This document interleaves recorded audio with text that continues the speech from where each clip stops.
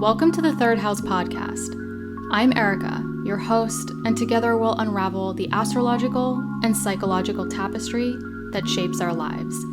Join me as we navigate the threads that connect our chart to our emotions, relationships, and inner world.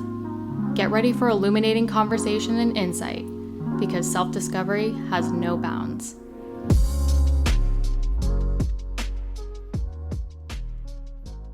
Hello, everyone. Welcome to your 2025 year ahead astrological podcast. I will be doing month by month. There will be chapters, so you can easily jump back to each month. However, please listen through to the end because I will be concluding with some general notes and also some perspective on 2026. So in my opinion, I think 2025 into 2026 is really shifting us into sort of a new chapter, a new wave, sort of like 2020 did, but obviously in a very different way. So definitely listen through to the end so that you can sort of wrap up and gain that perspective of what 2025 might be really gearing you up for into 2026. So again, this is not conclusive. I do not include every transit. If you want something more detailed that you can have with you on your device or your phone, I do have a very lengthy, I believe it's about 39 pages, about 60 transits completely broken down with advice based on each rising sign, available on my website. The link is in the description below for that. So if you want to grab that guide first, download it to your device, and then listen through this podcast episode to add additional notes about, anything that comes up for you, please do so. If not, I would definitely take notes regardless, because I do go through a lot of key dates, things to look out for, preparatory shadow type periods, that will definitely help prep you before the actual transit happens. But again, this is not conclusive, so please refer to your own chart, your own placements. And as always, I do offer one-on-one sessions for those that really want to go in depth or just need some help or perspective along the way that's very specific to your fingerprint, your birth chart. And the link is in the description below for that. And lastly, my last announcement, I will be increasing my prices, not drastically, but as we go into the new year, as I'm increasing my workload, I am going to increase my prices. So just be aware of that. Please subscribe and come back each month, especially if you're new here. Every month, I provide a lot of supplemental content, monthly horoscopes that break down the transits in more detail along the way. So again, definitely grab your 2025 yearly guide, which goes into a lot more detail as we go through this, or just grab your notes, get ready, buckle up. And again, don't forget to listen through to the end to really take all of this information and apply it to sort of what you might be gearing up for into 2026. Hello, Sagittarius risings. So on January 6th, 2025, this is when Mars is going to retrograde back into your Cancer 8th house. Now, the 8th house sort of areas to pay attention to would be any transformational work, if applicable. But the 8th house is sort of, our investments, our assets, our debt, our loans, other people's resources. Now, Mars rules your 5th house. So there's a lot on the table in terms of, your resources, a money situation, long-term financial situation that maybe you're sort of working out. If you have children, this will probably integrate themes of children, financial plans. Because Mars rules at Aries' 5th house as well, If you're a creative, you work on creative projects, anything with self-expression. This is also probably going to involve looking at a financial situation. What are you investing in terms of creative work, creative projects, self-expression? If you're more focused on the transformational work around this time, or you're sort of a mixed bag and you're doing it all, then this could be a time where you're sort of reviewing and revising your actions and desires around what brings you joy in life, what makes you happy, and what necessary things do you need to change or change how you take action on in order to integrate more happiness and joy. Now, January 13th, 2025, there will be a full moon in this Cancer 8th house. Now, I'm not going to talk about every full moon and new moon in this podcast episode, but I think this full moon is definitely part of this Mars retrograde story that's maybe bringing up some transformational work. Maybe you're changing your actions and your desires.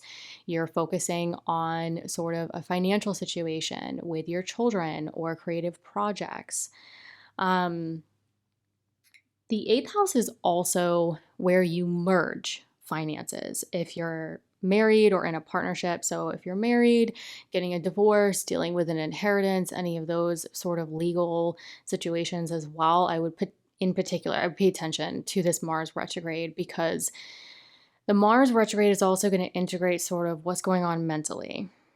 So I think for a lot of Sagittarius risings, Mars retrograding your 8th, also trining your 12th, also ruling your 12th. These houses are averse to the first, which basically means they're more hidden. So I think a lot of Sag risings going into 2025 are going to be processing things more internally, sort of untangling things internally or mentally in regards to maybe a financial situation or, what's going on with the children, merging assets, resources. So this full moon on the 13th is really culminating that. It's sort of, illuminating the story that really, if you consider shadow periods, started to trickle in for a lot of you in October of 2024. And this full moon will actually be conjunct this Mars retrograde here. So it's, I think, in my opinion, really tying into the story in terms of what can you see, or what can you culminate, what can you close out at this juncture of this story and transit. On January 27th, 2025, Venus is going to enter shadow. So Venus is direct, but it's in that it's sort of going over the territory that is going to retrograde. And so these are the contextual clues that you can pay attention to, that you're also going to retrograde. I will get into more of the details, but January 27th through February 28th, you're probably going to want to pay attention to any conversations, situations, stories playing out regarding your work, your side businesses, your health, your social network, and your long-term goals. These are also going to start playing into that revisionary story. So, a lot of you could start reviewing and revising or paying attention to sort of your health, your work, your side businesses, your goals, your social network. And, eventually Mercury is going to join this party. So all the personal planets will have gone retrograde. So really the beginning of 2024 is a great time to revise, make changes, make shifts, especially as we get into eclipse season. And these revisionary periods are going to allow us to not only make shifts and changes, but they're going to go conjunct the North Node. So it's overall life direction, where we really want to go towards, for some even purpose. And in my opinion, what is sort of happening or changing the first half of 2025 is really setting us up for, sort of like clicking into place for many years to come. So it's sort of important that we work with the first couple months of 2025 because it's going to set the stage for many years to come in our lives. So again, Venus shadow period, January 27th through February 28th. Mark that down, note it, pay attention to sort of themes, things that come up. You'll likely start revising that, particularly regarding the area of home, family, property, and real estate, FYI. And then we're really ending January on January 29th, 2025, where there'll be a new moon in your Aquarius third house at 9 degrees. The third house is the third house of communication. So if you're working, within communication or any communication fields, siblings, extended family, your neighborhood, exchanging information, short distance travel, daily environment sort of stuff, this is an opportunity to sort of take care of those appointments, those contracts, the paperwork, the errands, exchanging necessary information, sort of getting it down to kind of organize, maybe start a new chapter, a new beginning, that sort of whatever you're sort of taking care of in your daily environment can really set the stage for the next 5 or 6 months. Now, as we get into February, it's, in my opinion, very important to start paying attention to that Venus shadow period, because if you haven't been seeing contextual clues, I think you definitely will at this point, because on February 1st, 2025, Venus is going to join the North Node in your Pisces fourth house of home, family, property, and real estate. So this is where Venus is exalted. This is a very strong Venus that is very well resourced and by essential dignity. And so again, it is amplifying or increasing home, family, property, and real estate themes. However, Venus is conjunct the North Node. So the North Node is sort of like what we're hungry for, what direction we want to take, for some even purpose. So could be a situation playing out that may involve family, people you live with, property, real estate, that is sort of really amplifying, and for some sort of, in your face, especially with that supercharged Venus here. But Venus also rules your 11th house of social network, long-term goals, 6th house of daily work, side businesses, health, routine, coworkers. So there could be a situation where, yes, the home, family, property, and real estate are amplifying and sort of exalted with this Venus sort of pushing you in this direction, but it's also something about, the situation could be increasing, but it's like, how is it also going to serve your long-term goals, your work, your health, your daily routine, onward and forward. But again, pay very close attention to this time frame, because Venus will still be in shadow despite it being conjunct that North Node. So this is where the story or the contextual clue could really amplify and come up that you will go over. It will retrograde. But the reason why I keep reiterating this is that Venus will keep going forward in shadow. It will go retrograde, and it will join this North Node in your 4th house of home, family, property, and real estate again, but at Venus's most exalted degree. So from an astrological perspective, this is really in your face. And so whatever comes up, maybe for some through January, but definitely through February, it's sort of like boomeranging back around with a new perspective, a new plan. Maybe you've revised what you really love and value, what you really desire, and what is really going to serve you goals-wise. network, health, routines, long-term goals with maybe work or side businesses as well.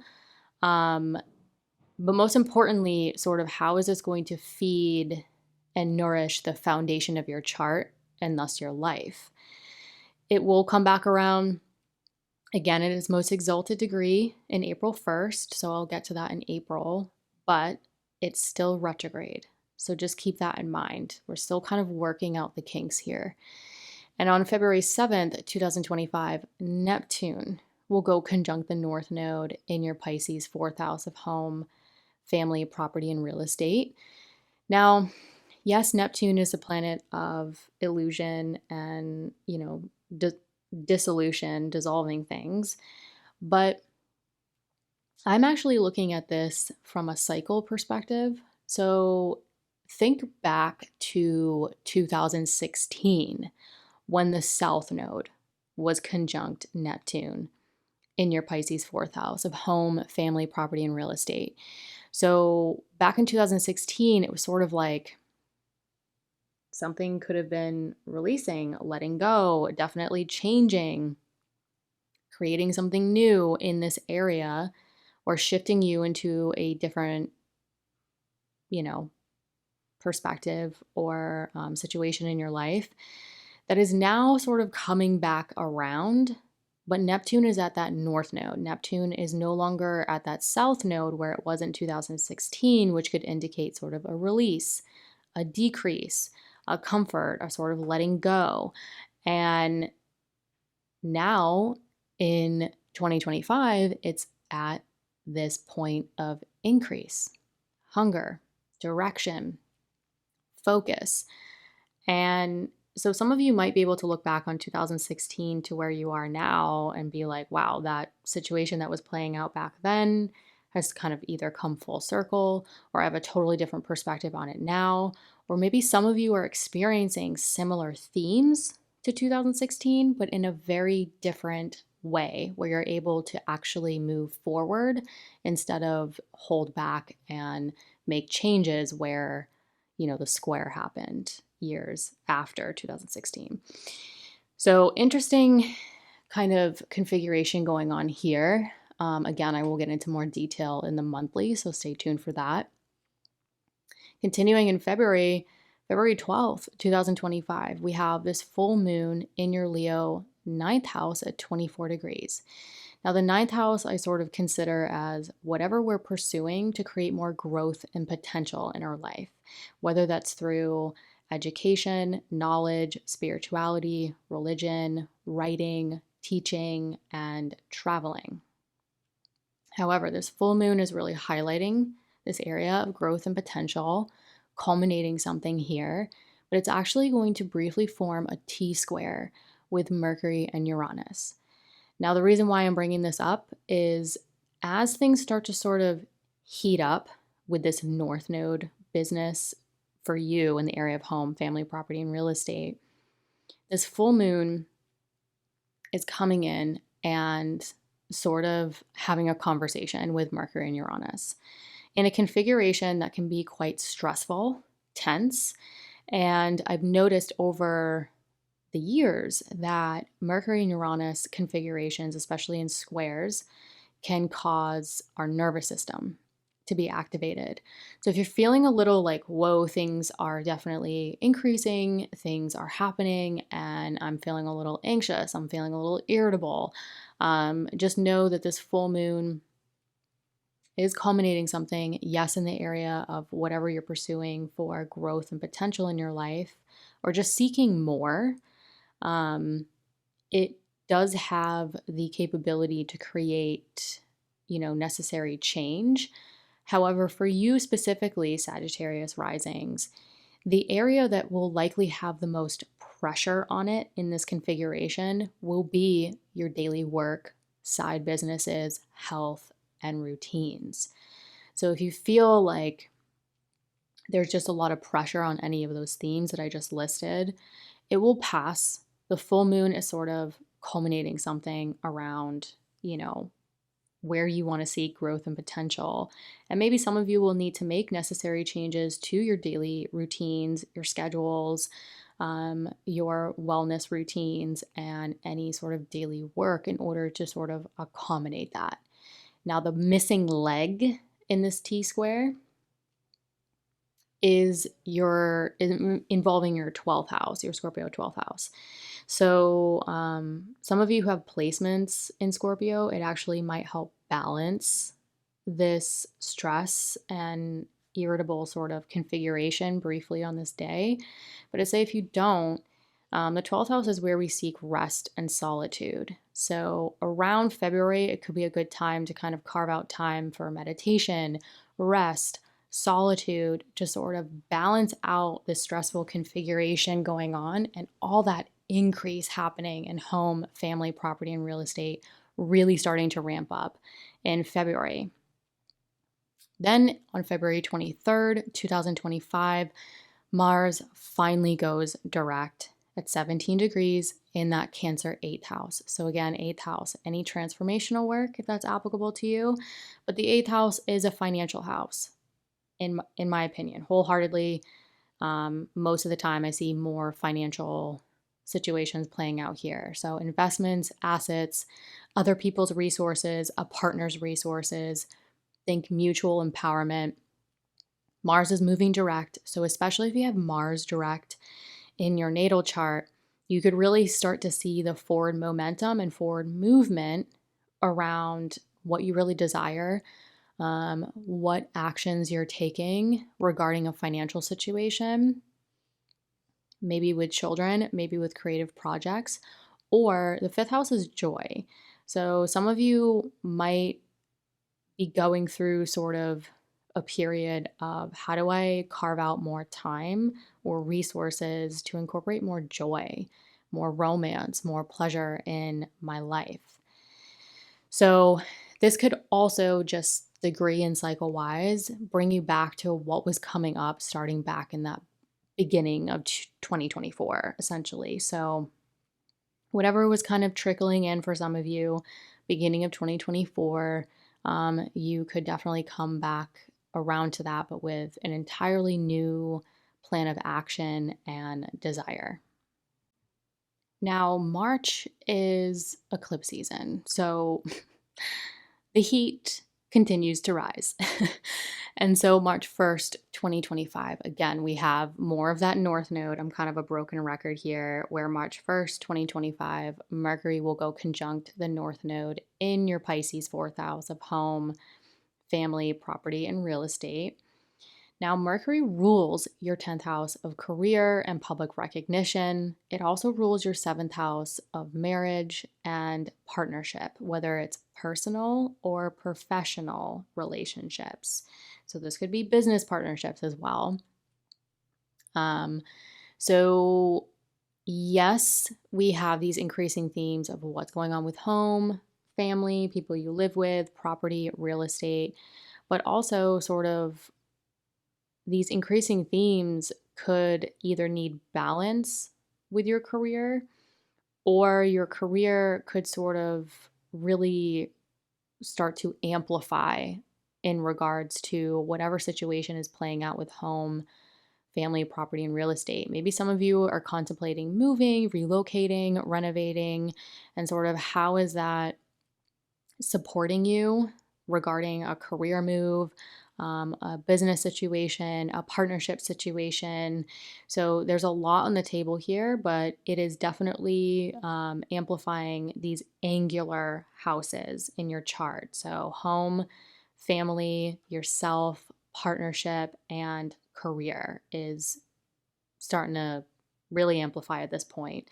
Important to note that on March 1st, although Mercury is conjunct the North Node in that 4th house of home and family, it will actually enter shadow today. So it's amplifying these themes, yes, these angular areas of your chart, but I'd say for most of you, more the career and the personal and professional partnership situation, amplifying and sort of creating this situation of, something with home, family, property, and real estate. but it is entering shadow. So it's sort of in that contextual clue building phase. The story is building. It will come back around to this point and then rejoin the North Node direct. So again, North Node, life direction, where you want to go, for some, even purpose at this juncture in your life. So lots of, it looks like a lot of like realigning or changing or shifting things to sort of click things into place. So, yeah, and this again, this is angular. So I think a lot of Sag risings are going to go through a lot of shifts and changes regarding self, partnership, home, family, and career in order to sort of click these things into place. Now, Venus also goes retrograde on March 1st. So again, we really like March 1st kicks off with quite a bit of fireworks. So Venus goes retrograde, really starting that revisionary period of what potentially played out from the end of January through the last day of February. For some of you, this could really involve sort of the daily work, the side businesses, the health situation, long-term goals, social network. Themes could really be tying into this revisionary period, involving sort of what you really love and value. Where do you really want to take things before Venus joins that North Node in your fourth house of home, family, property, and real estate in its state of exaltation, where you can really sort of play out this story, but in a more forward, direct way as we get through the next couple months. Now, March 14th, 2025, this is the full moon total lunar eclipse in Virgo, 23 degrees. Now, this full moon total lunar eclipse in Virgo is your 10th house of career, business, and public recognition. So again, this is a full moon, really a supercharged full moon, super illumination around career, business, public recognition in the midst of these revisionary periods and these shadow periods that are quite literally involving like the planets that are either retrograde or about to go retrograde are literally tying in like they rule your career, or they rule, the area of your long-term goals and your social network and your side businesses, maybe a health situation. So it's like, it's very interesting how the planets that are building these contextual clues or entering their revisionary period literally rule very strong areas of your chart that are easily integrated to the career, the business, and the public recognition. So I think for Sag risings, it's yes, home and family, self, partnership, personal, professional, but it is this heavy focus of like, what is changing and shifting regarding sort of your goals, your social network, your business, your career, your public recognition, where it's also going to heavily change maybe a home and family situation, or have you focusing on what living situation is really going to support these major areas of my life.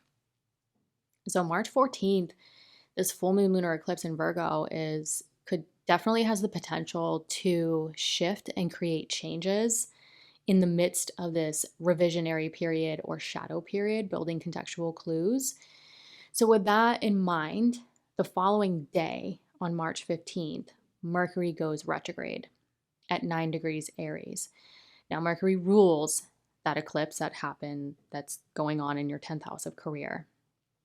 So again, it's sort of like these major culminating moments, shifts and changes happen, and then it goes, but wait, we need to maybe revise this or change this, or maybe there was additional changes that now has you thinking to yourself, I need to maybe revise some additional things that maybe I didn't see before. But again, it depends on your personal chart, but Mercury will join the North Node direct. So, regardless of what is playing out and the severity of it, it will, I have faith that it will work itself out, and the shifts and changes that sort of culminate and happen will eventually align to that North Node. So I have faith. Then on March 29th, we get that second eclipse. They always come in pairs. And the eclipse on March 29th, 2025 is going to be a new moon partial solar eclipse in your Aries 5th house at 9 degrees. Now, this is important because Mercury went retrograde at 9 degrees of Aries on the 15th. So, yes, this new moon solar eclipse, this new beginning, this new chapter, the end of March, is starting to trickle in, starting to play out. Although it's happening in your Aries 5th house of children, romance, creativity, self-expression, it is at the same degree that Mercury went retrograde. And Mercury rules that career and personal and professional partnerships. So it's sort of like what shifts and changes are happening despite this revisionary period, that now this new moon at the end of March is coming around and maybe tying in a new chapter to, yes, those 5th house themes. But because it's at the same degree that Mercury went retrograde, I can't help but think to myself, this is sort of initiating that new chapter or new beginning around career, especially if you're creative or you do anything in the creative arts, or anything with like self-expression. I would pay very, very close attention to this because it's connecting. There is a strong connection to this new chapter, new project, new beginning regarding, literally your career and your creative projects, with the degree points being the same. So very, very interesting there. Got my eye on that. But it might take a little bit of time for these eclipses to for us to really actually see the change. Because again, both of these eclipses, their ruling planet is kind of in wonky positions. So for instance, that lunar eclipse in your Virgo 10th house of career, Mercury was about to go retrograde. Now, this new moon eclipse in your Aries 5th house, the ruler of this, Mars, will be in fall by essential dignity. So it might take a little bit of time for things to kind of roll out, but I think we'll definitely be feeling it and maybe seeing it on a more personal or internal level. But once we get into April, the dominoes, I think, are really going to start to fall and really start to kind of fall into place. And we're going to really start to see and feel that, okay, things are definitely moving forward. But before we get to April, March 30th, 2025, Neptune will enter your Aries 5th house of children, if applicable, romance, creativity, self-expression. Now, the last time Neptune was in Aries was about 1861, so it's been a beat. It's been a hot minute. And this was when, the Civil War, Abe Lincoln times. I mean, I don't need to get into the details of that. We all know that was a lot of major change in the United States. But on a more individual, personal level, Neptune entering Aries it's moving from a water sign. It's moving out of your 4th house of home and family, and it's moving into a very fiery, initiating, courageous, and trailblazing territory in Aries. And Neptune is a planet of dissolving and illusion. But Saturn is going to be joining this Neptune party going on here. And I think I'll get into more detail, especially at the end as we get into 2026 and the perspective on that. But I think this is going to give you an interesting opportunity to sort of dissolve outdated patterns, outdated structures, um, boundaries that really don't serve your creativity, your self expression, um, romance, dating, and maybe even, certain aspects or relationships with your children. So I think this could be a really juicy time of sort of where we're all going through this dissolution or breakdown of structures that just don't really serve us.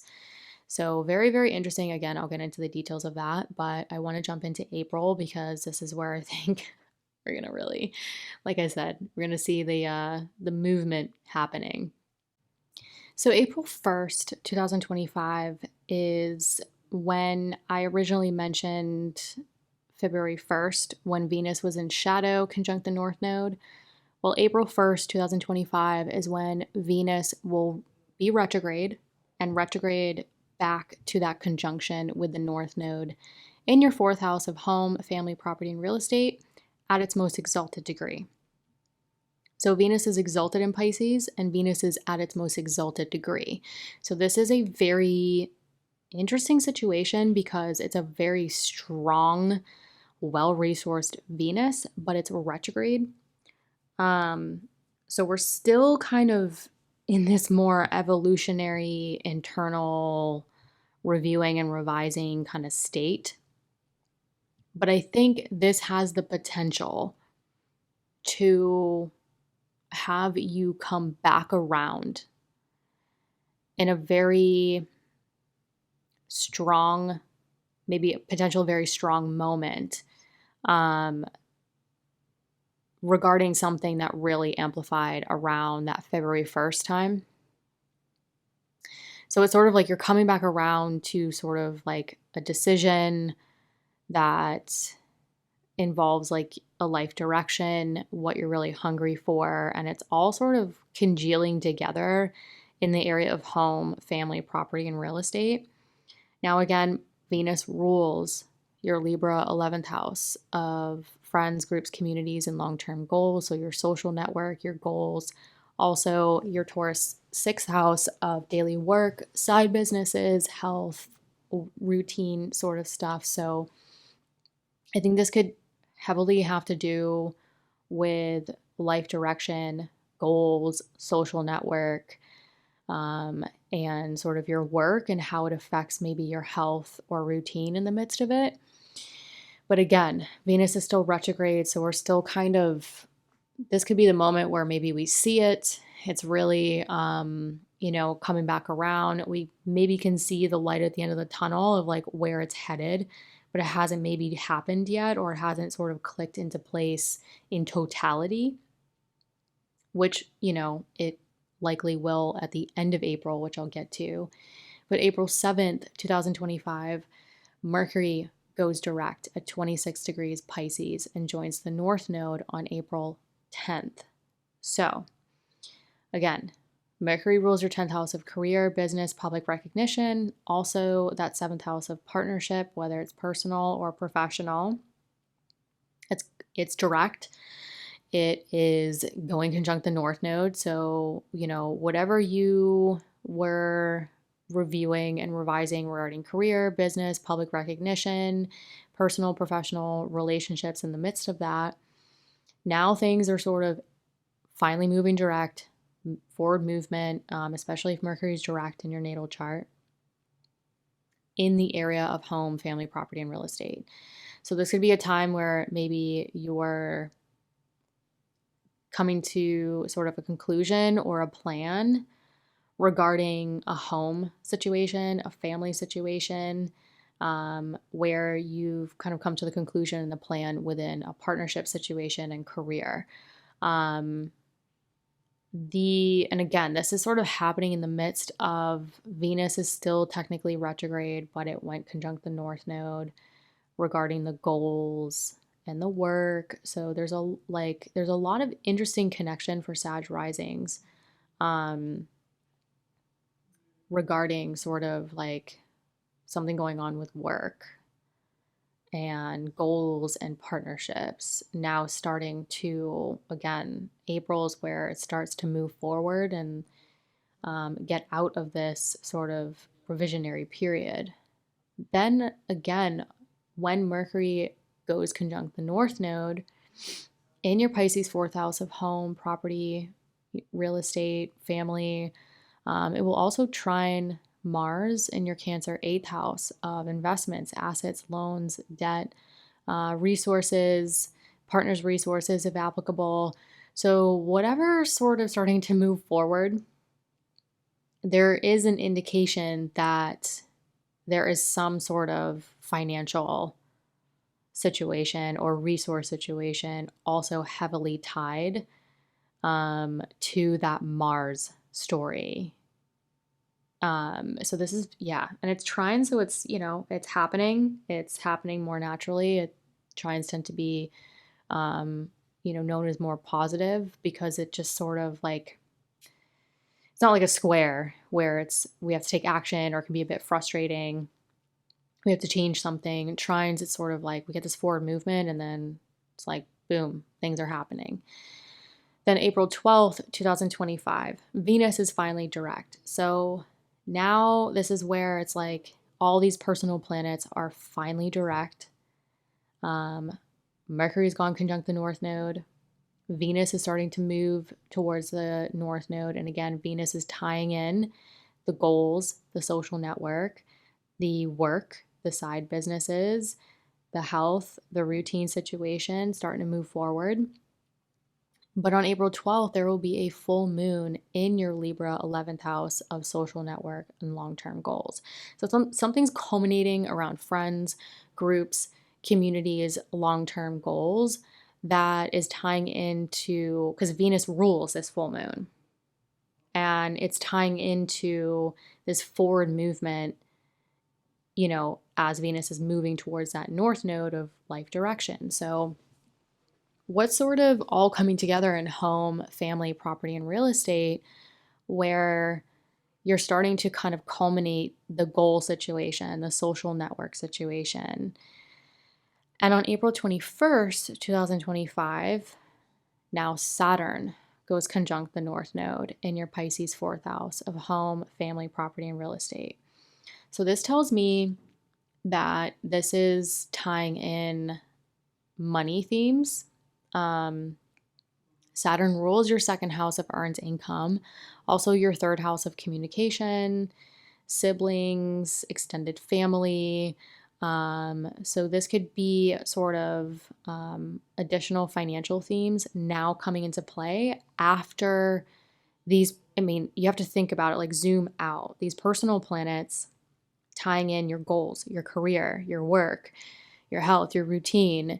They've all gone through this revisionary period, gone forward.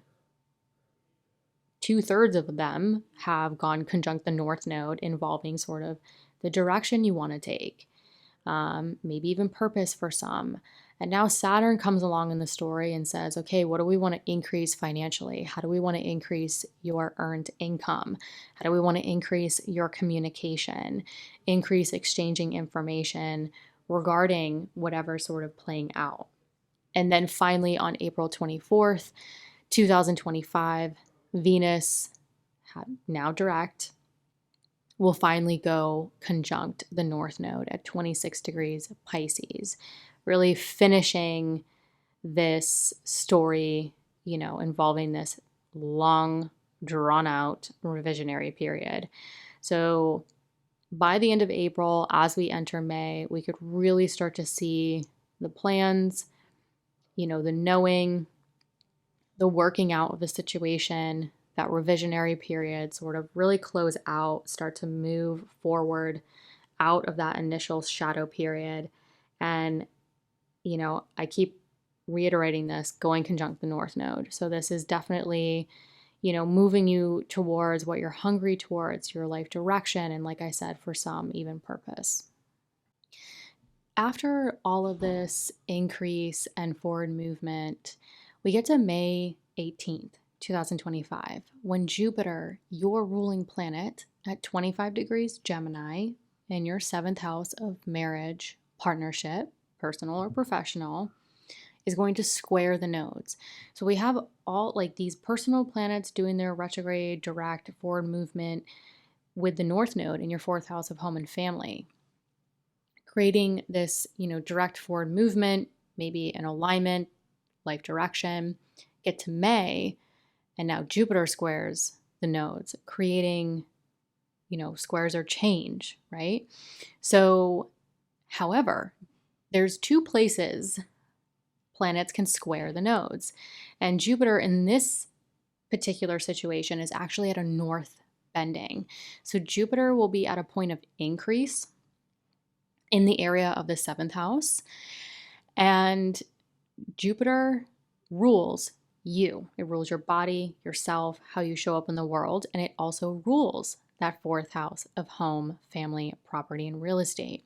So you could see increasing themes of sort of you increasing, you sort of showing up in the world, increasing themes of home, family, and it's sort of all coming together in the area of partnership. So this could be a personal partnership, a marriage situation sort of starting to increase or create necessary change after this long revisionary period and sort of overall where do I want my life direction to go.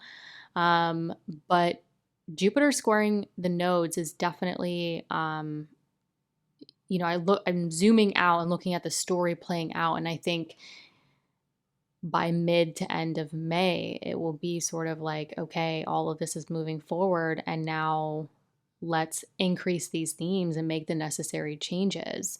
And for you, it's increasing the changes of sort of you and you showing up in the world and your body and your appearance and how partnership, personal, professional is sort of playing into the theme of home and family.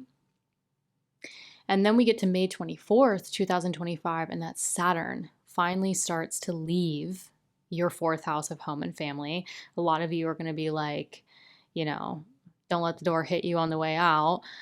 Saturn going to the fourth house of home and family. It's been, quite a few years of restructuring boundaries, maybe changing up relationships with family, home. Maybe some of you moved or have had to get more serious with, a home or family situation, especially because Saturn rules your money, your earned income. So some of you might have had to get a little bit more serious about how you manage your money regarding like a real estate, a property, home, family situation.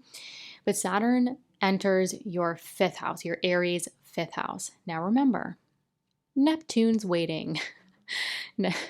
Neptune's waiting here and basically saying, okay, Saturn, what do you want to restructure, change, have more discipline about your approach to having fun, pleasure, romance, and children. But Neptune is there sort of saying like, well, before we start building, what do we need to deconstruct? What do we need to dissolve that's really not serving us, that's outdated before we start building something for the long term regarding, children, childcare, if that's applicable to you, dating, romantic situations, if that's applicable to you, but also sort of your overall like approach to joy in life, creativity, and self-expression as well. And this is really, you might really start to feel this, May of 2025 through August of 2025. And then it will sort of start separating, and these outer planets will sort of retrograde back into their previous territory to give you a little bit of a chance to kind of tie up loose ends. And for you, it might be around home, family, property, and real estate. But it may not. You may have already kind of finished that story, but sometimes when they retrograde back into that area, it's sort of like, hey, if you want it, here it is. But you'll really feel, well, all of us, I think, are going to feel the Saturn Neptune conjunction, I believe, in February of 2026. So it's important to note sort of like what old, outdated structures do you need to dissolve in order for you to create the new structures and the new way that creates sustainability and longevity, particularly in the area of children, joy, your approach to romance and dating, creative projects, and self-expression.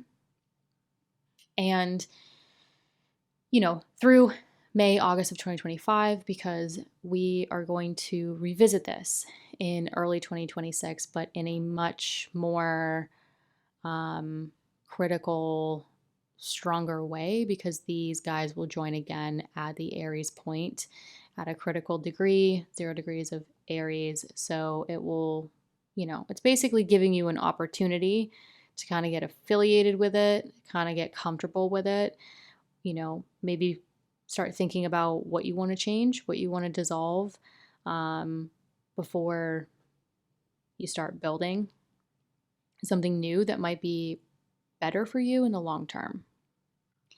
June gets kind of interesting because June 9th, 2025, Jupiter will enter your Cancer 8th house, where it is leaving your Gemini 7th house, where it was actually in detriment. And detriment isn't necessarily a bad thing. It just means, it's kind of a big, scary word. But it just means that the planet sort of overexerts itself. So you may have been overexerting yourself or overdoing yourself in a partnership situation, whether it's personal or professional. And so Jupiter moving into Cancer in your 8th house, this is where Jupiter is in its exaltation. So very different Jupiter, very different situation. And again, I think because Jupiter is your ruling planet, you may feel this on a personal level. It's sort of like whatever Jupiter is doing, it's having a personal effect on you, your body, your appearance, your identity, and how you're really showing up in the world. So Jupiter entering its sign of exaltation, I think, will be a welcomed situation for many Sagittarius risings. But Jupiter in its exaltation going through that 8th house, I think, could definitely help investments, resources, inheritance, if that's applicable, a partner's resources, transformational work. So the 8th house is sort of like when, so my 8th house is ruled by Pisces. So Jupiter is actually is in its rulership, not exaltation, but still in a decent situation. And I remember when Jupiter was going through Pisces, I randomly, like, this never happens. I actually received money from the IRS. And if you have a business out there, you know that you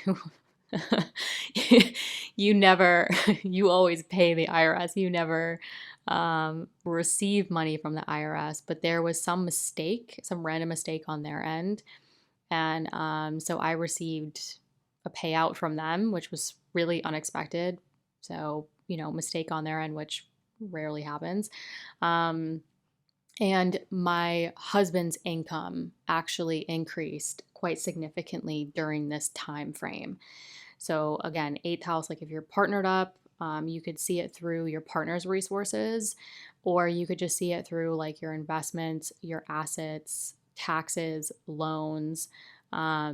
Inheritance also lies here. So if that's something you're going through, or like a divorce or a legal matter, you could see increasing themes of that.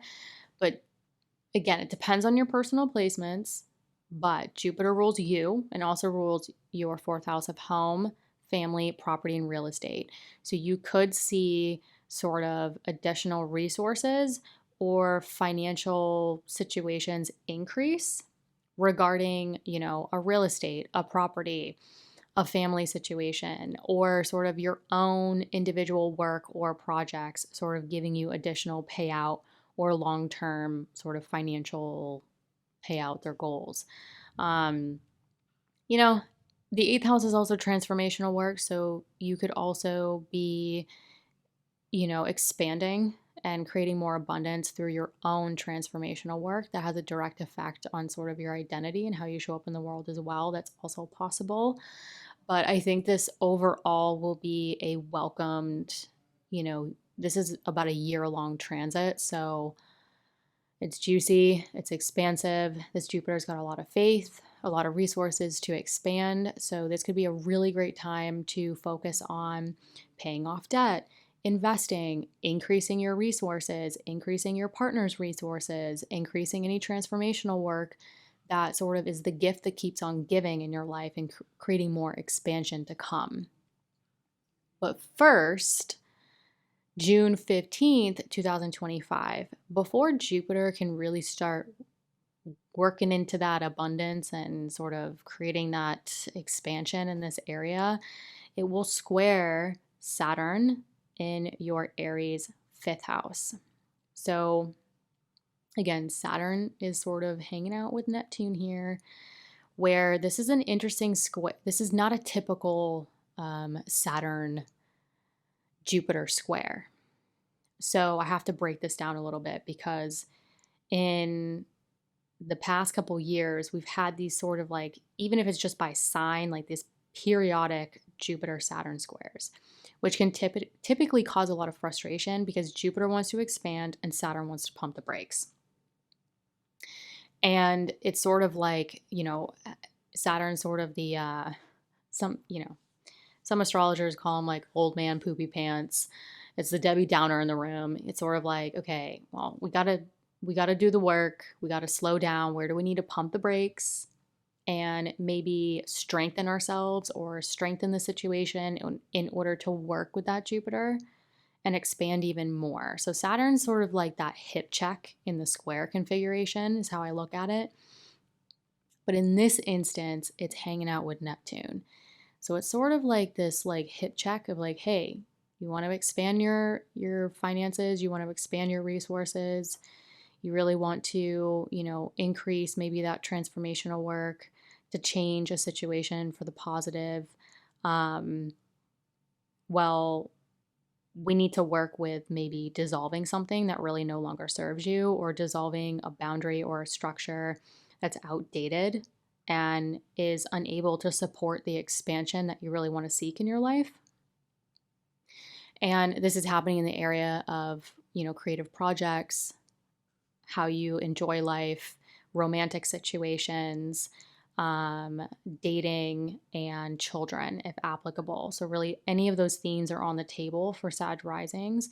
So you might have to change some situation with children or childcare regarding finances, or sort of, managing that situation. There's a lot that could happen with children. Some of you might be changing sort of, if you're dating, you might be changing outdated structures of maybe your approach to romance or relationships. Some of you might be changing or dissolving sort of your overall approach to how you express yourself, your approach to creative projects, and just overall maybe like how you experience joy.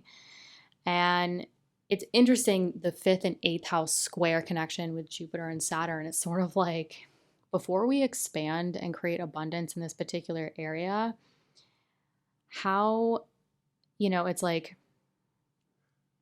if we change our perspective on what gives us joy in life, it really changes a lot of things. I think it's underestimated. So it's sort of like our approach to fun. What gives us joy is going to dictate how we spend money, what we invest in, what we find, what we prioritize in terms of, how we change. And like I said, what we invest in, what are our long-term goals financially. And so, and also if you're partnered up, that 8th house is like where you merge your resources. And so, dissolving or changing your approach to how you have fun, how you seek joy in life, or how you manage your relationship with children, or your childcare, or your approach to romance or romantic situations, is going to heavily dictate how you not only manage your money, but also like how you manage a partner's resources as well. So this is sort of that little, Saturn's there to say, hey, I'm still here, you know, and Saturn rules your second house of earned income. So I think it's adding additional themes to maybe finances, playing a part in this story of sort of looking at dissolving outdated structures that no longer serve you for the long term and working on building new ones over the next couple of years in order to really sort of work with that Jupiterian expansion to the financial situation. Then on June 25th, 2025, there will then be a new moon in your Cancer 8th house at 4 degrees, conjunct that Jupiter at 3 degrees. So this new moon comes along towards the end of June, sort of shortly after this square, and gives you a little bit of an opportunity to create a new chapter, a new beginning around maybe what you're changing, what you're sort of untangling, what's no longer working, what change or action are you sort of working with, where this new moon comes along and is like, all right, we can create a new chapter, a new beginning, a fresh start around, whatever you're sort of changing or moving in these areas that I discussed. And it will likely unfold over the next 5 or 6 months. Then on June 29th, 2025, Mercury will enter shadow at 3 degrees of Leo. This is your 9th house. Again, anything you're really pursuing for growth and potential in life. But for Sag risings, this is kind of important because Mercury rules your 10th house of career and public recognition. So it's sort of like, what are you pursuing? Whether it's education, travel, knowledge, spirituality, teaching, writing, publishing, etc., that is also creating growth and potential to your career and your public recognition, and also involving maybe a personal or professional partnership. So we're really, there's a lot. June looks like a month where there is action and opportunity, and you're sort of sinking into what you really want to expand financially. And then you're also looking at, okay, well, maybe I want to expand maybe a financial situation and make necessary changes for that. But also, how is that impacting what I need to pursue for growth and potential in order to sort of serve my career, my business, or public recognition? Now, July 7th, 2025, Uranus will ingress or enter your Gemini 7th house of marriage and long-term partnership, personal or professional. So it's important to understand, yes, Uranus is the planet of rebellion, innovation, and change. So for many years to come, this can definitely create sort of rapid change and innovation to the area of personal or professional partnerships, for sure. But it's important to remember that Pluto is at the beginning degrees of your Aquarius 3rd house. So yes, you might start to feel the beginning stages a little bit. I mean, Uranus will back up again into your Taurus 6th house. So it's sort of like these outer planets move so slowly, and they do this like tiptoe dance over these lines, these houses. And so you might feel the beginning stages of, the desire for change and innovation to marriage, partnership, personal, professional. But the trine to Pluto in your Aquarius 3rd house could indicate rapid change to, yes, the area of personal and professional partnerships that are going to sort of naturally feed the transformation to your communication, relationships with your immediate environment, siblings, extended family. So this is interesting on an individual level, but I think collectively this could definitely cause a lot of rapid acceleration to sort of information, communication.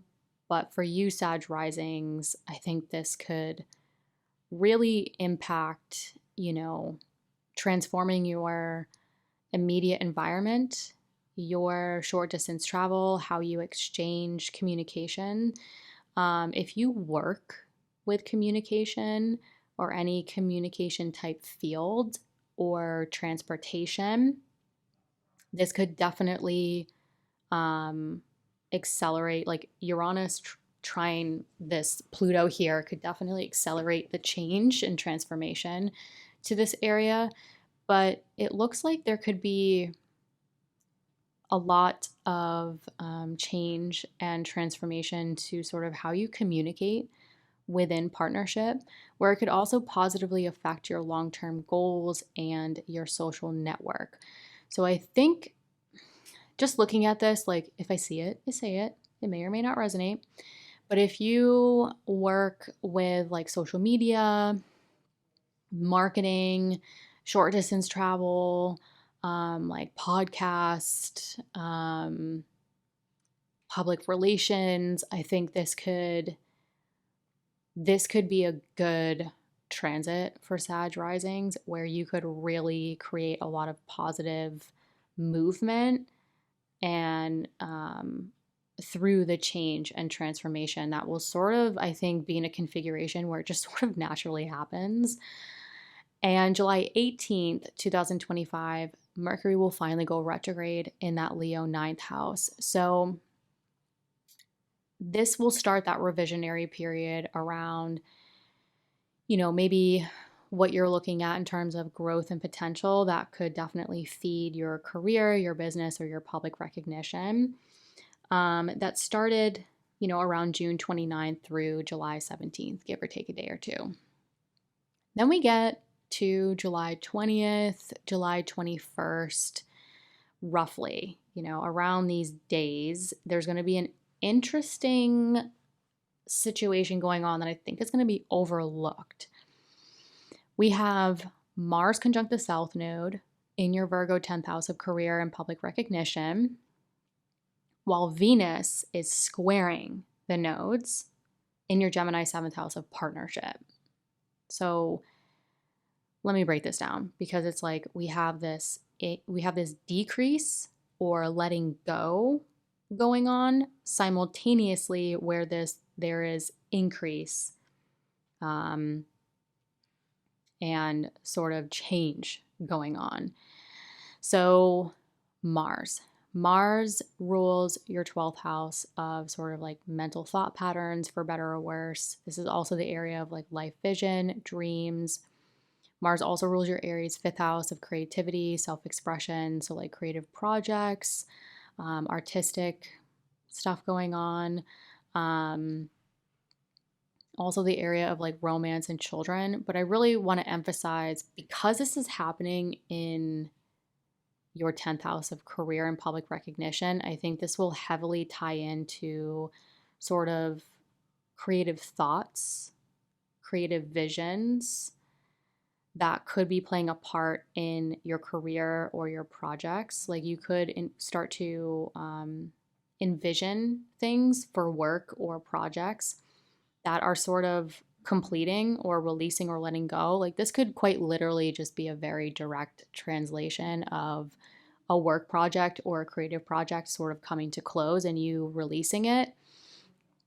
But I think, if you're not a creative, this could indicate sort of releasing mental thought patterns that no longer serve you pertaining to career and business, or releasing, anything regarding like self-expression that's no longer serving you, that's not fueling your desires or the action you want to take around career and public recognition. Either way, this is sort of a release of something that's no longer serving you or coming to completion around your career and your public recognition, while Venus is squaring the nodes at a north bending, which is a point of increase. And I like this for Sag risings because Venus is in Gemini, which is a very social Venus.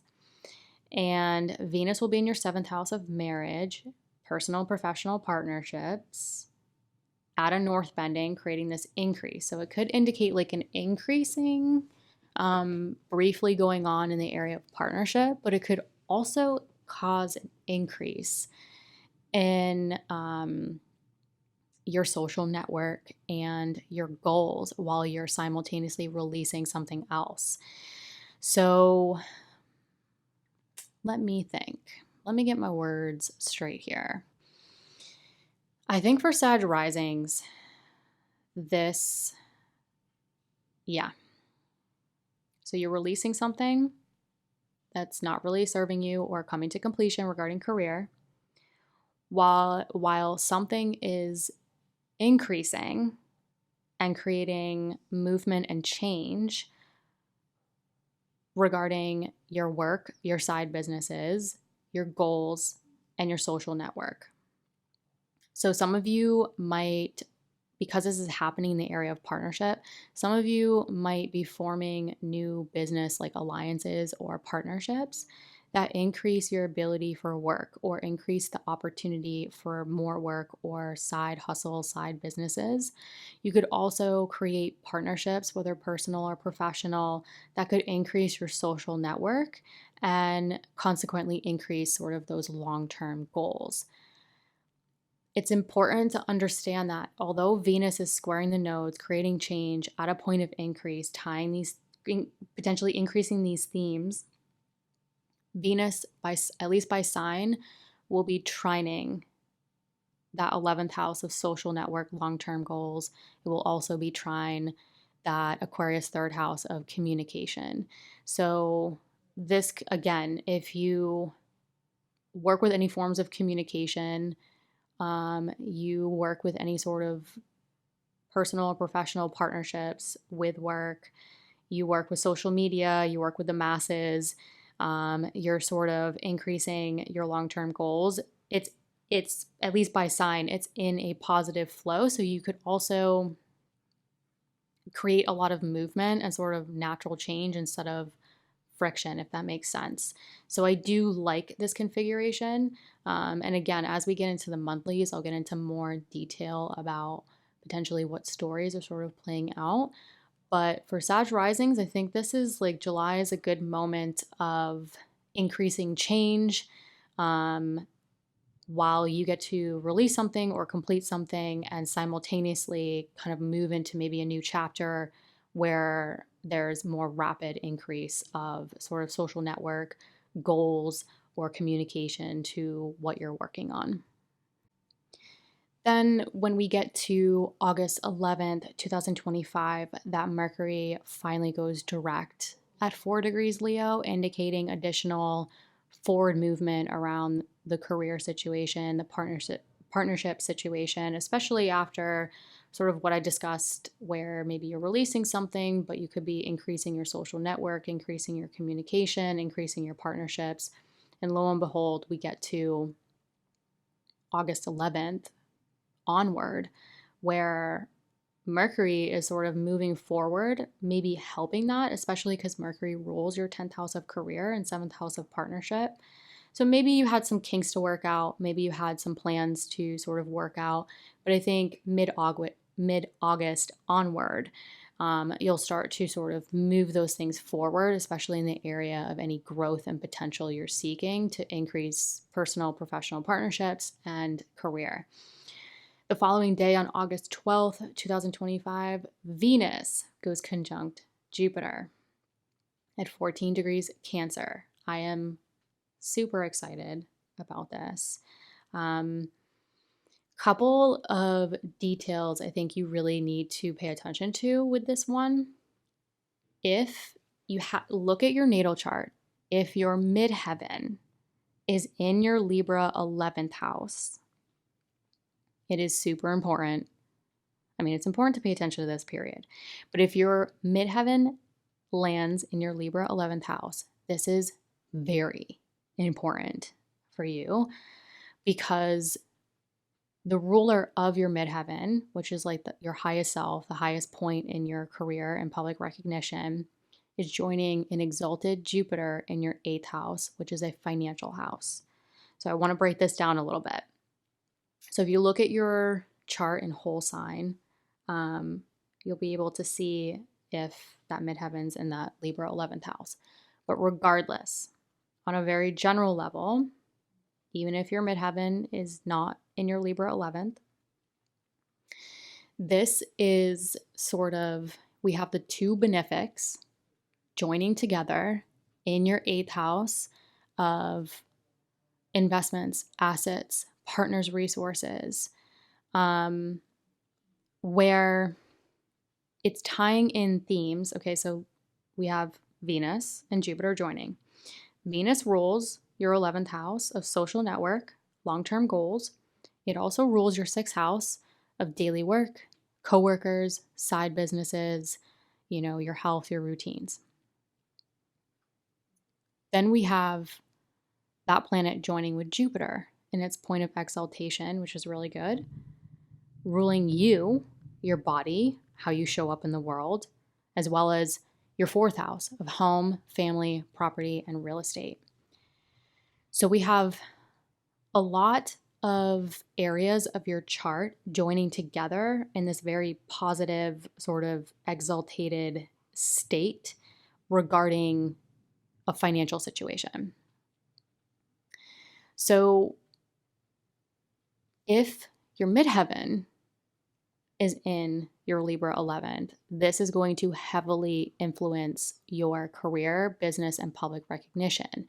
So some of you might be increasing your resources through your business, or you might have an increase or expansion to your resources in order to invest in your business to sort of expand it even more.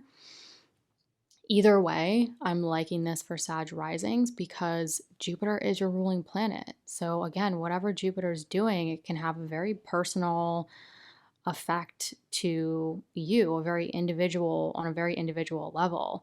So again, I really want to, August is a month everyone wants to pay attention to. But if you're a Sag rising or a Pisces rising, you really want to pay attention to this.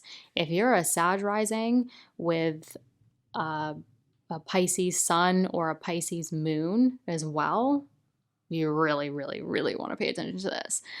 So again, look at your Pisces placements in your chart and look at your Libra placements in your chart. Those are really going to tie in those themes.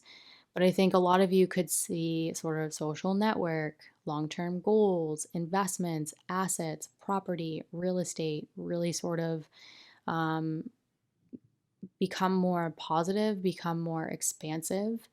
We have the planet of good fortune and abundance joining the planet of what we love, value, beauty, partnership. So very, very good. Again, depends on your personal placements. So definitely want to look at those because it can change and flavor that story. But Saturday, August 16th, Jupiter will reach its most exalted degree within that Cancer 8th house.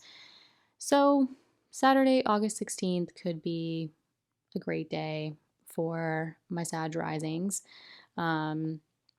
particularly in the area of your work, your goals, your social network, and sort of how you can increase your resources, increase a personal or professional partnership resources to sort of expand that.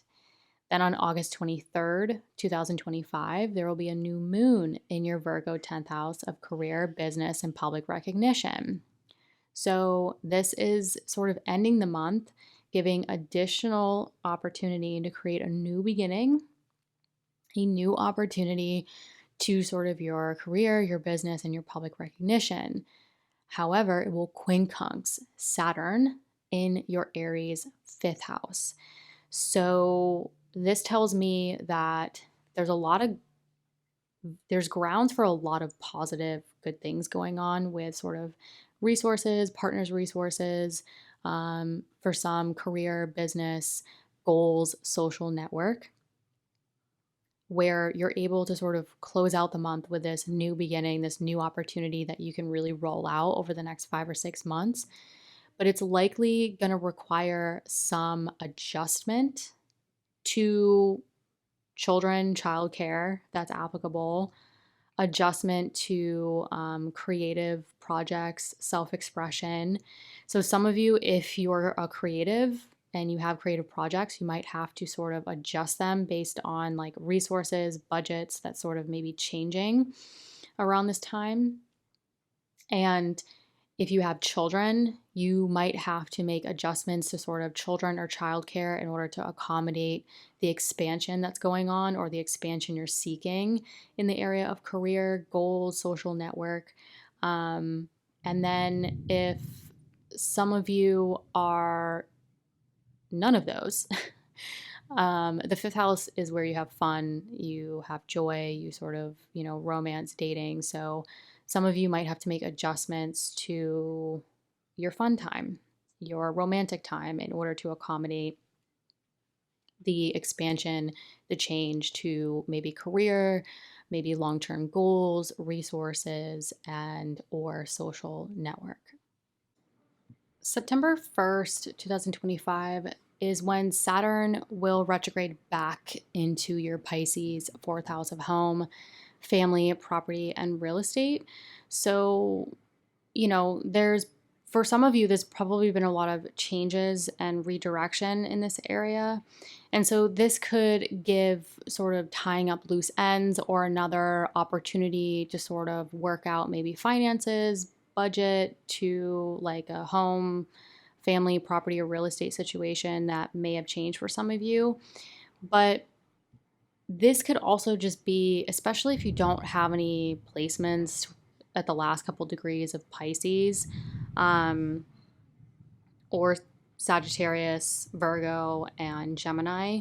This could just be sort of like, hey, do you want to sort of tie up loose ends regarding any boundaries with finances, self-worth, communication regarding, people you live with, home, family kind of situation. So for a lot of you, it may not be that big of a deal, but this could just be sort of like tying up loose ends, wrapping up the Saturn and Pisces story that sort of happened the past couple years here.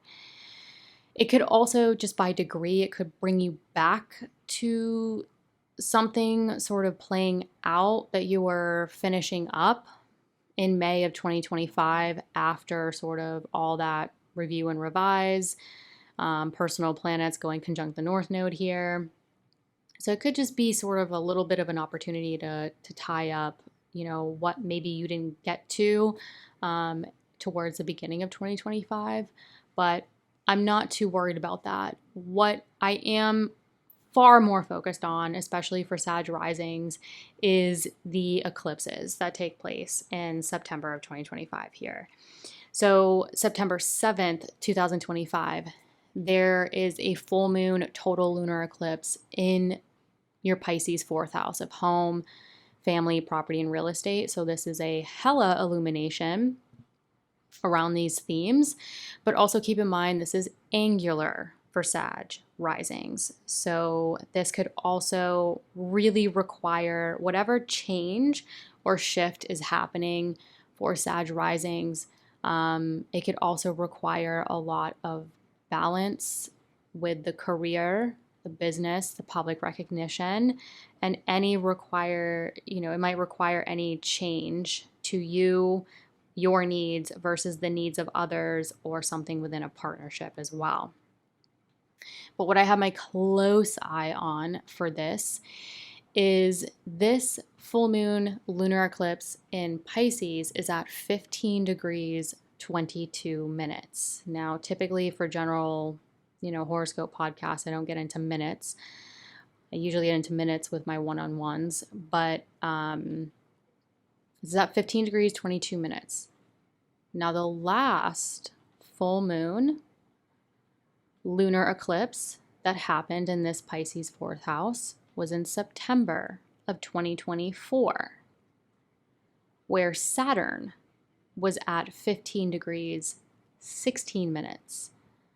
So I find it highly suspicious, highly sus that Saturn in September of 2025, that Saturn just backs into that Pisces fourth house of home, family, property, and real estate one last time. There's an eclipse that happens here that is 6 minutes away from where Saturn was back in September of 2024. So I might be, maybe my Mercury in Virgo is a little too over analyzing, but I don't care. I'm keeping my eye on this because I think there is something Saturn, like this Saturn story. And again, Saturn rules your second house of earned income as well. So there could be sort of like financial themes that maybe you're tying up or culminating regarding like a property, a relocation. Maybe some of you are like working at home or started working from home, or either way, there's some, this is like tying up some Saturnian theme to home, property, family, real estate, where the eclipse in September of 2025 is sort of really illuminating this and creating maybe some opportunistic situation to make necessary changes to your needs versus the needs of others, and balance that with career and public recognition, with a little bit of potential financial themes also kind of playing a part in it. Then we get to, well, actually, before I move on, the difference between the full moon eclipse that happened in your Pisces fourth house in September of 2024 versus September of 2025 is that the ruler of the eclipse is Jupiter. And in September of 2024, Jupiter was in detriment, squaring your fourth house. This time, in September of 2025, Jupiter will be in its exaltation in Cancer, trine your fourth house. So I'm hoping that maybe whatever really started amplifying in September of 2024 is sort of coming to a positive culmination or a positive point where you can start to kind of make that, you know, moving upward and onward in a more positive light. Then we get to September 21st, 2025, and we have that second eclipse where there will be a new moon partial solar eclipse in your Virgo 10th house of career, business, public recognition. So maybe there were some changes. Maybe there was some tying up of like, you know, finances or money, something going on with home, family, property, and real estate, where you get to sort of start to close out September and, you know, the following weeks with this new moon, new beginning, new chapter, new opportunity with the career, the business, the public recognition. And this will be at 29 degrees Virgo. So anaretic degree, it's adding an element of intensity or wanting a desire of completion to this area.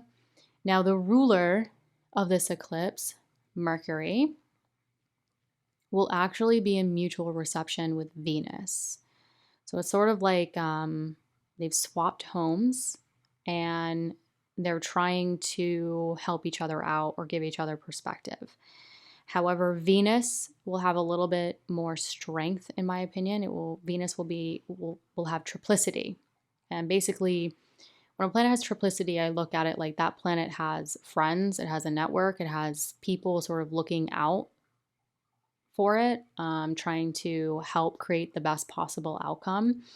So in my opinion, you can look to Venus ruled houses as support in creating this new chapter and this new beginning. So for you, Sag rising, this is going to be your Libra 11th house of friends, groups, communities, and long-term goals, and your 6th house of daily work, side businesses, health, routine. So for you, maybe you want to focus, creating this new chapter around career, business, public recognition, or projects or, situations within the career and the business.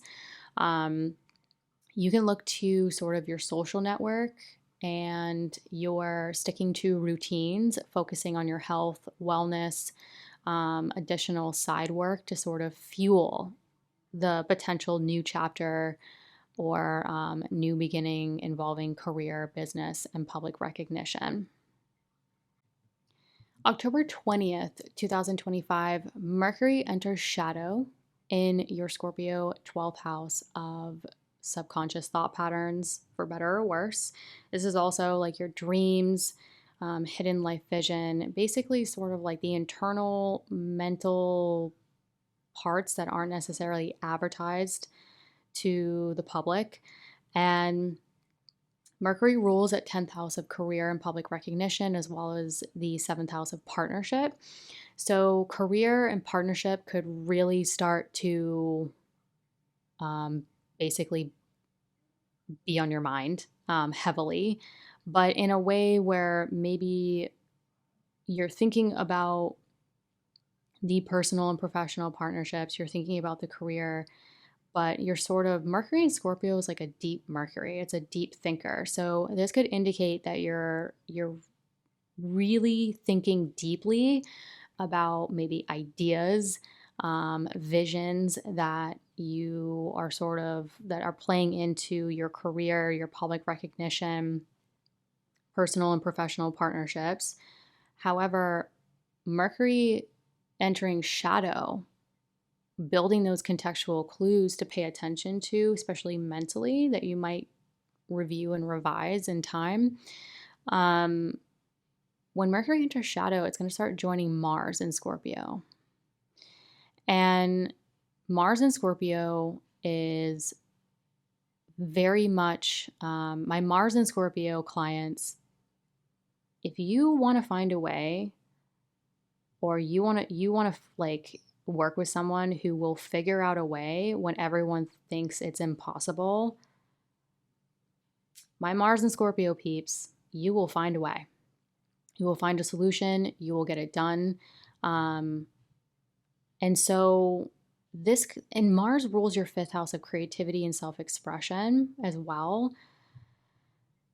You know, the 5th house is also romance, children. So this could indicate that like something with children's heavily on your mind, a romantic situation's heavily on your mind, or a creative project is heavily on your mind.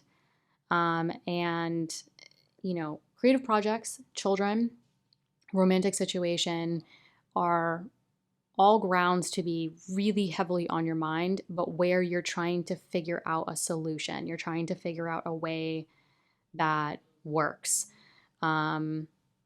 where it's tying into sort of the career and the partnership arena of your life. So very, very interesting, but all in all, October 20th through November 9th, pay attention to sort of what's coming up mentally, especially that you will sort of revise, maybe change the plan, come to the solution and sort of implement it in time. And then on October 22nd, 2025, Neptune will retrograde back into your Pisces 4th house. I think for the most part, we've kind of worked a lot with the Neptune cycles, with the nodes. Neptune's gone through Pisces for a long time.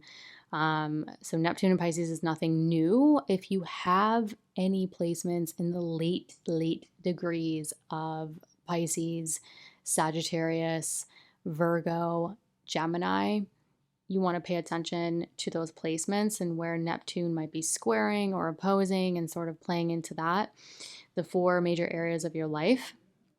However, for the most part, I'm not too worried about it. I honestly think this is more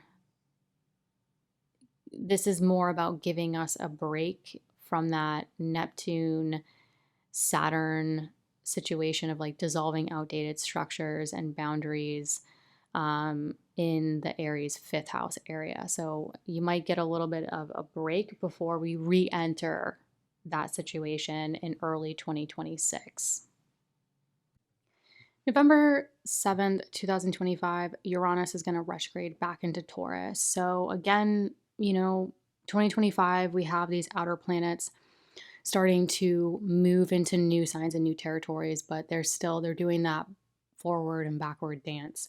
So November 7th, Uranus will back into your Taurus 6th house. Again, from a general horoscope perspective, I'm not too concerned about this. But again, if you have any personal placements in the last couple of degrees of Taurus, Scorpio, Aquarius, and Leo, you want to pay attention to that because this could definitely affect it. But from a general perspective, this could just be any last minute change or innovation to like health, wellness routines, daily work, side business kind of stuff.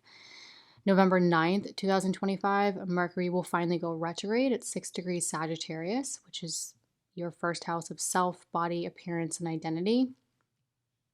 So, from, with what Mercury rules in your chart, you could be heavily starting this review and revise process around sort of you, how you show up in the world, but specifically within partnership and your career, business, and public recognition. So some of you might be getting into sort of the end of 2025, reviewing and revising sort of like how you really want to show up in your career, your business, how you want to review and revise your public recognition, or sort of like how you show up in partnership, balancing your needs with the needs of others. Even if you're single, just sort of like balancing, your work partnerships, your business partnerships, or just balancing sort of your own individual needs, self-care with, showing up for other people in your life. Then on November 29th, 2025, that Mercury goes direct at 20 degrees Scorpio. So this starts to sort of move or create that forward movement, especially if Mercury is direct in your natal chart, around what you are sort of really trying to find solutions, sort of, what was going on a lot mentally, or ideas mentally regarding the career, business, and partnership situation. And Mercury will continue forward and move through your Sagittarius first house of self, where it originally went retrograde. So this is kind of going over more of like the mental dream part of your chart, and then it will sort of transit the more external self, how you show up in the world. So from a very outer perspective, a lot of you might be shifting or revising like your mental state or your ideas that you haven't really shared with the world, and how it really shapes how you want to show up in the world, your appearance, your body, your identity, and how that ultimately can create change or shift to showing up in career and or partnership. Then on December 4th, 2025, you will have a full moon in your Gemini 7th house of personal and professional partnerships, including marriage. And this will be at 13 degrees, and it will actually square the North Node in your Pisces 4th house of home and family, and your South Node in your Virgo 10th house of career and public recognition. This will actually form a mutable grand cross in your chart. Briefly, the moon moves very quickly, so a lot of you will probably only feel this on December 4th. And because it forms a mutable grand cross, it's really, this full moon is illuminating your 7th house of marriage and personal and professional partnerships. However, it is really creating and sort of highlighting you, home and family, and career at the same time. So it's not just, a full moon here. It's because it's creating this brief mutable grand cross where there can actually be grounds for a lot of adaptation, like adapting things, changing things. I've noticed with mutable grand crosses, it's sort of like we can get activated to make change, but it's important to note that it can sometimes create grounds for too much change. Like we can kind of throw the baby out with the bathwater. So this is a good day to kind of take a step back and say, what is really working regarding my own individual needs, my career, personal, professional partnerships, home and family, versus what is really not working and what needs to maybe adapt or change regarding you, career, partnership, home and family. So it's a good time to take a break and distinguish sort of what really needs change instead of saying, oh, I'm just going to change everything, right? Because a mutable grand cross is a bunch of squares, which creates a lot of action and even tension. So if you have personal placements around 13 degrees of Sagittarius, Virgo, Gemini, and Pisces, you really want to pay attention to this because it could create sort of a longer lasting grand cross here. But again, from a general perspective, I think this will be brief as the full moon moves rather quickly, but it will definitely be culminating in the area of partnership for you. Then on December 15th, 2025, we will have Mars entering your Capricorn second house of earned income, material possessions, and self-worth. Mars is exalted in Capricorn, and I've noticed in terms of planets and their exaltation, Mars in Capricorn seems to have, at least to me, the most like visible difference in society. I've noticed over many years that when Mars enters Capricorn, everyone gets a little like more active, more buzzy.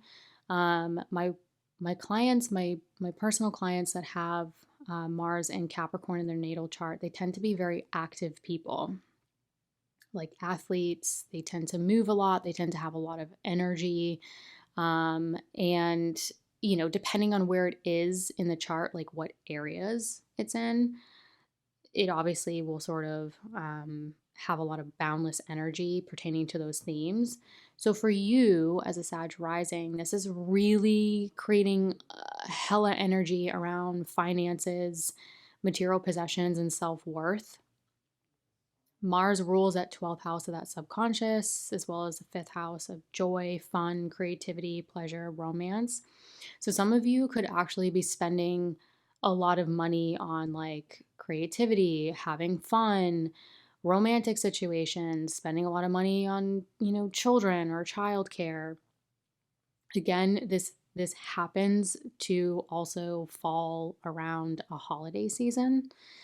So, this doesn't always fall during a holiday season for a lot of us. So if you are celebrating the holidays, just be extra cautious about maybe spending too much money or overdoing it with, spending a lot of money on like the parties and the having fun and, the presents or the children.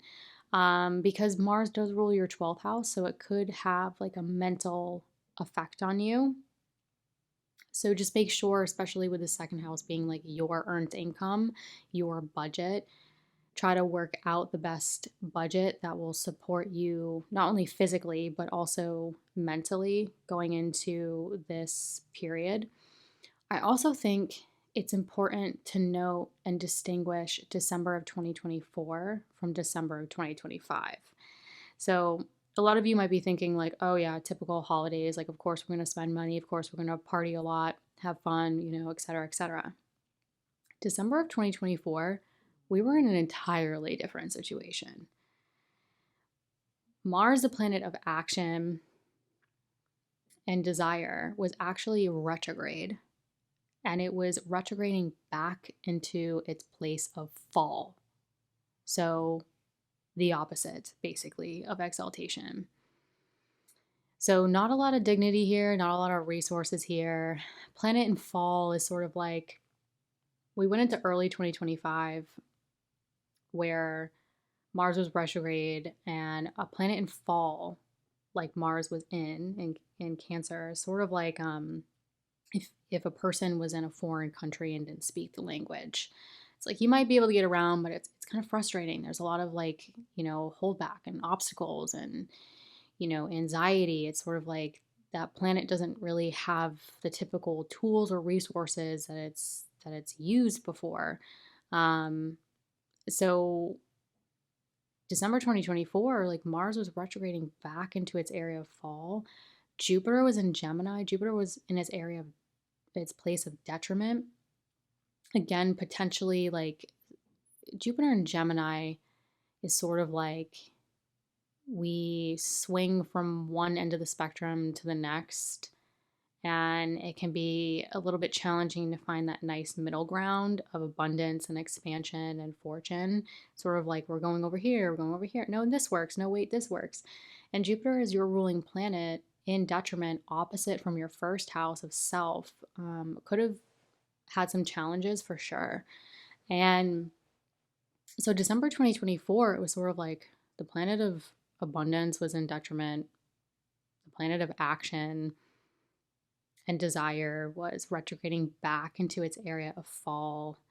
Um, so very different energy and situation compared to December of 2025, where we have the planet of expansion and abundance in its area of exaltation, very well resourced, and the planet of action in its place of exaltation as well, also well resourced. And for you, Sag rising, these two planets in their area of exaltation will be highlighting your money houses, your financial houses. So December of 2025 could be heavily energized and focused on finances. As you move into 2026, which I want to sort of transition into, because I think 2025 is sort of definitely a lot of change, a lot of shift, but it's sort of paired up with 2026 in very interesting ways, where we really start to sort of move forward. Sort of like in 2020, we had a lot of things shifting and changing, again, in different ways compared to now. But like that first wave, that first chapter, and then in 2021, we were still kind of like trying to figure out how to move forward from it. It's similar in 2025, where it's sort of like the new wave, a new chapter, things are shifting, things are heavily changing for a lot of us collectively and individually. And 2026 is sort of like, okay, we're really, we got the taste, we got the feel, but now how do we sort of move forward? So I want to just kind of add some closing statements, couple notes for general perspective moving forward.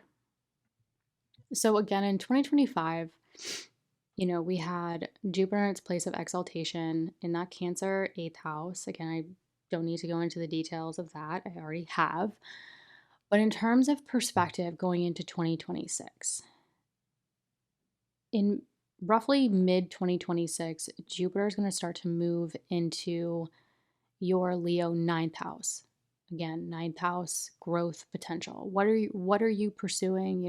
Knowledge, spirituality, travel, writing, publishing, teaching, anything that you're seeking to increase your growth and potential.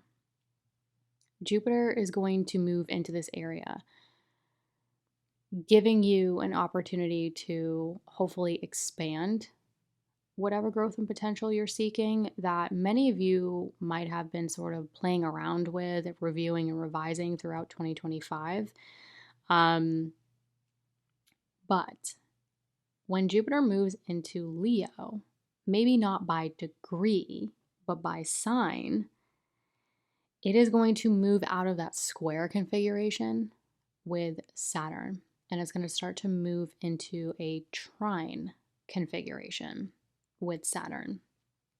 So we're moving out of that more frustrating change, action-oriented square configuration with the planet that wants to expand and the planet that wants to pump the brakes. And now we're moving into more of the trine configuration, where things are a little like happen with more ease. They happen a little bit more naturally. They sort of just fall into our lap between what we want to expand and what we want to restructure, what we want to build or sort of slow down to sort of like rebuild that foundation or that level of maturation in that area.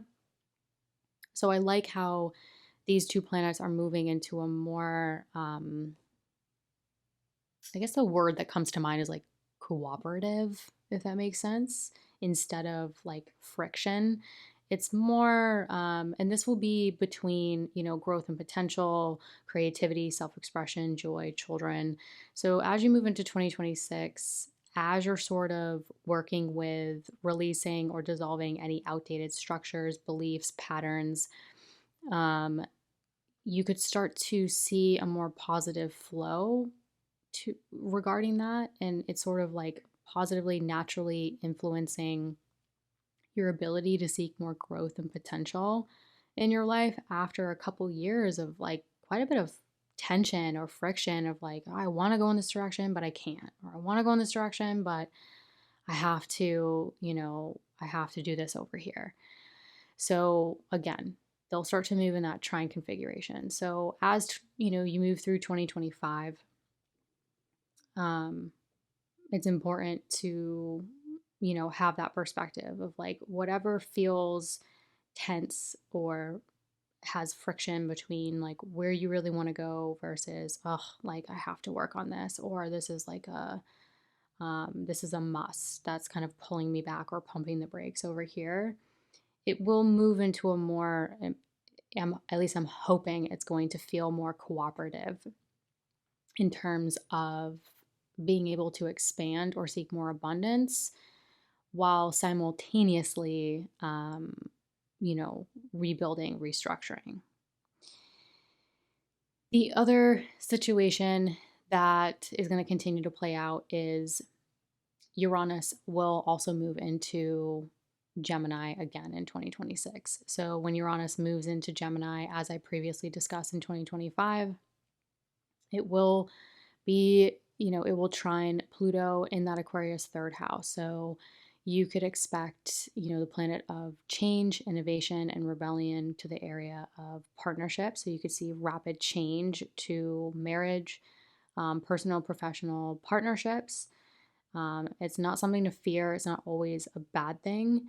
It will trine Pluto in your Aquarius third house. So whatever change, innovation is going on in the area of partnership, it's going to, just naturally flow or move towards being able to transform your immediate environment, how you communicate. It could also positively transform your relationship with siblings, extended family. Again, if you work with like social media or any communication type fields, this could also be a really interesting time of rapid growth, acceleration, and transformation to the way you do it or the way you partner up with people in order to do it. If you have any personal placements in Libra, your Libra 11th house is also going to trine the area of the masses, friends, groups, communities, long-term goals. As well as if you have your midheaven here, it's going to trine your midheaven, your highest career, your highest self, public recognition. So it's not always something to fear. I think this could be a lot of opportunity for growth, transformation in an accelerated way that could be very welcomed for many of you, again, depending on your personal charts.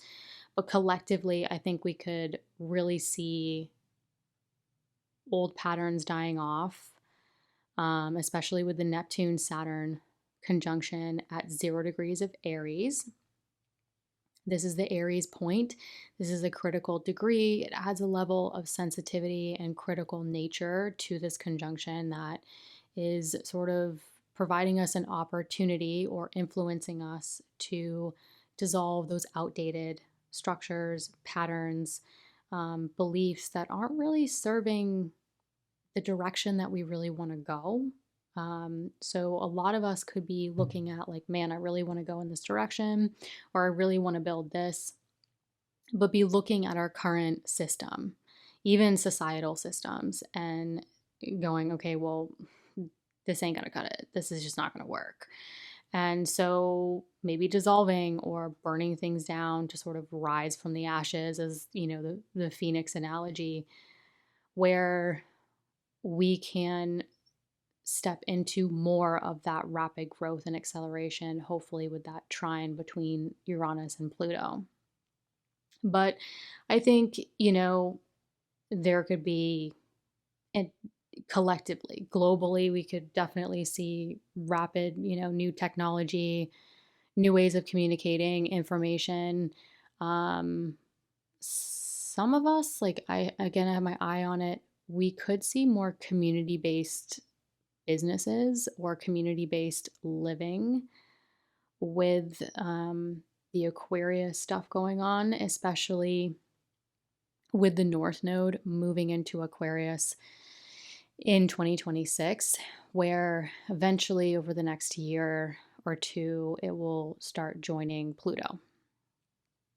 So, Aquarius, the humanitarian, the community, the collective, the group, and the South Node being in Leo, right? The individual. And we could really start to see how to balance our own individual gifts, talents within the group, and being able to honor our own individual gifts and talents within the group. So it's sort of like, yes, I think especially with the North Node, we get too black and white sometimes, in my opinion. But with Aquarius, it's like, yes, it's about the group. It's about what's best for the group, what's best for humanity. But I think people forget to sort of integrate or take into account the opposite sign, Leo, especially with the nodes here. Yes, it's about the group. Yes, it's about what's great for humanity. But when you integrate Leo, it's sort of like being able to honor each individual within the group, being able to honor or acknowledge the individual talent with each person within the group. So I think we get there's too much dichotomy or too much contrast that people focus on, when I think the North and South Node are meant to be balanced. They're meant to be integrated. There's gifts in both the North and the South Node. So I think we are definitely moving into a lot of rapid acceleration and transformation, as well as more flow between what we're trying to restructure after maybe dissolving some of those structures, and being able to have that positively affect our ability to expand and maybe create abundance in certain areas of our chart, as well as sort of trying to figure out balancing, our own individual part in the collective. But with that being said, it is going to be interesting, potentially a wild ride, collectively and individually. But with that being said, it is an absolute incredible time to be alive with all of you. Thank you so much for listening. Stay tuned for those monthlies. Love you all.